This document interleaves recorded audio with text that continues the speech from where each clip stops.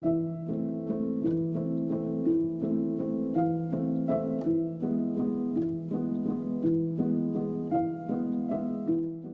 back, listeners, to another episode of the Stories Philippines podcast.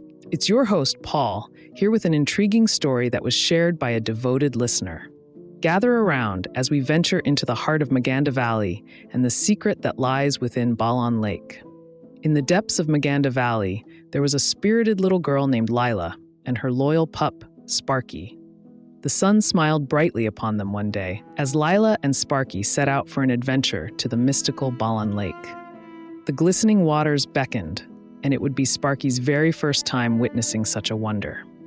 As they glided across the lake in a boat painted with a rainbow of colors, Lila's heart fluttered with joy.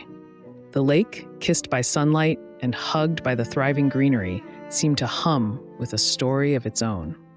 Ready to capture this perfect moment, Lila lifted her camera to photograph Sparky, who was enjoying the tranquil views. But just as she clicked the button, an extraordinary figure materialized from the mists dancing upon the water. With long, billowing hair and eyes burning softly in the twilight, the figure stood before them, an embodiment of awe and mystery.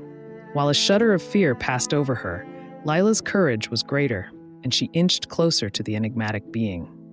Astonishingly, it was not a ghost or a monster, but a kind-hearted water spirit named Luntian, a guardian of Balon Lake since time immemorial.